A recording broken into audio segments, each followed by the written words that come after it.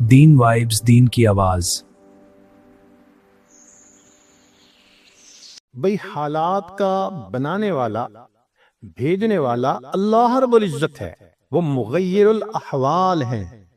جب چاہتے ہیں حالات کو جیسا چاہتے ہیں بدل دیتے ہیں۔ تو یہ تو حکم پروردگار کا ہوگا تب بدلیں گے۔ دنیا کے کہنے سے حالات بدلتے تو دنیا جنت بن جاتا، ہر بندہ اپنی من مرضی کی زندگی گزارا ہوتا۔ تو ایک ترتیب ہے اللہ رب العزت کے ہاں، چنانچہ ہمارے مشائخ نے 4 باتیں کہی ہیں لوہے کی لکیر۔ جب آزمائیں گے ان باتوں کو کھرا پائیں گے۔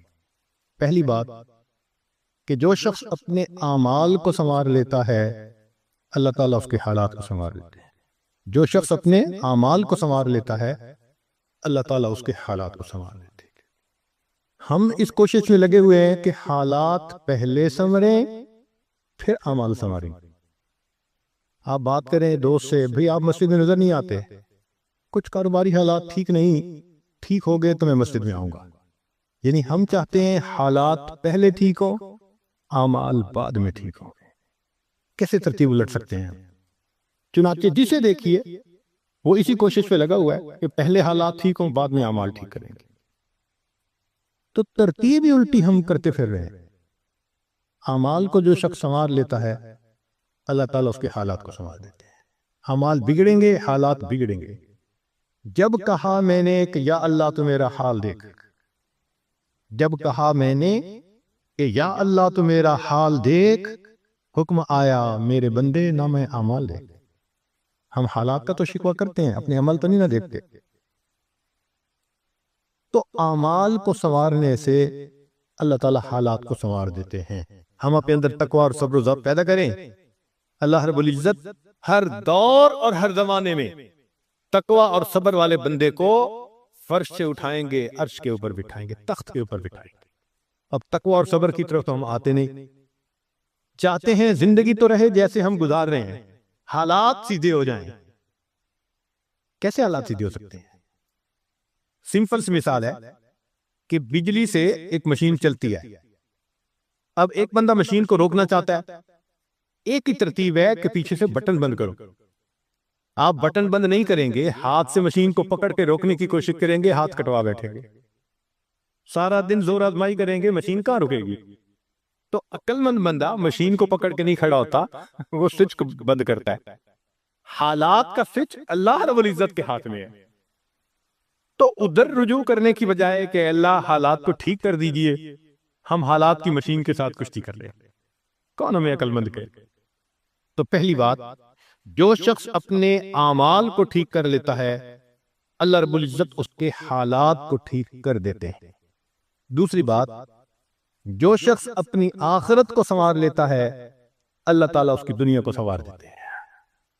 ہم پھر الٹے چاہتے ہیں کہ پہلے دنیا سنورے پھر ہم آخرت سنواریں گے، یہاں پھر ہم غلطی کرتے ہیں۔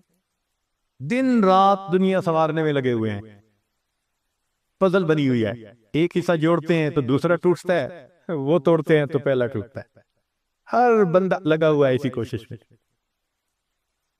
تو اللہ رب العزت کے ہاتھ ترتیب یہ ہے۔ اس کی مثال اگر دیکھنی ہو، صحابہ رضی اللہ عنہ کو مبارک زندگیوں کو دیکھیے، انہوں نے اپنی آخرت کو سنوارا، اللہ نے اس کے نتیجے میں ان کی دنیا کو سنوارا۔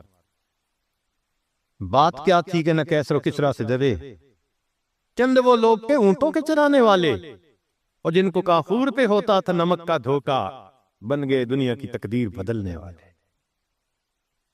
انہوں نے اپنی آخرت کو سنوارا، اللہ نے دنیا سنواری۔ کیسے؟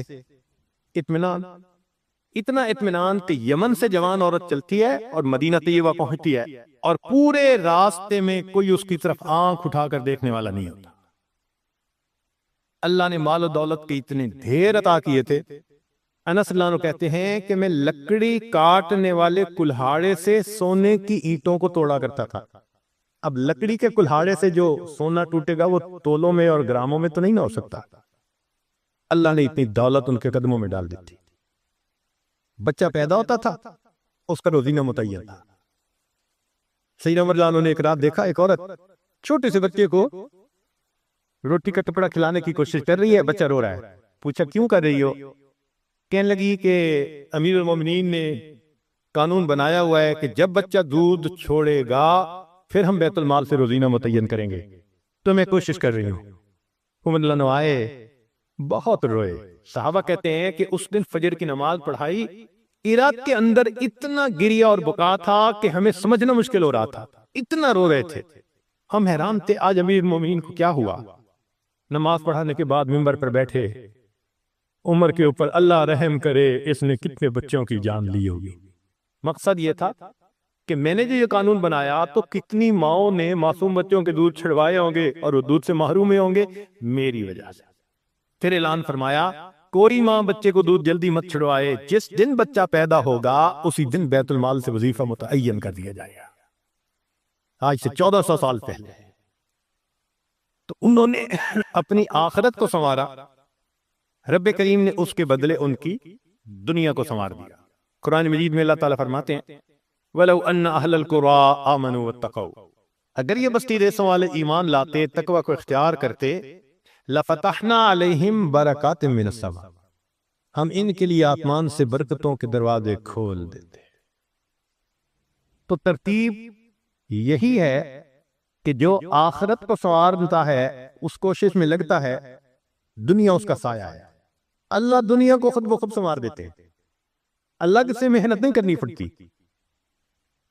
مثال کے طور پہ جو بندہ سچ بولتا ہے تجارت میں، اللہ تعالیٰ اس کی تجارت کو خود سنوار دیتے ہیں۔ قسم اٹھا کے یہ بات کہی جا سکتی ہے کہ سچ بولنے والا تاجر کبھی مفلس نہیں ہو سکتا، پاسبل ہی نہیں کہ سچ کی بنیاد ہو اور اس میں برکت نہ ہو۔ تو دو باتیں، جو شخص اپنے اعمال کو سنوارتا ہے اللہ تعالیٰ حالات کو سنوار دیتے ہیں، جو اپنی آخرت کو سنوار لیتا ہے اللہ تعالیٰ اس کی دنیا کو سنوار دیتے ہیں۔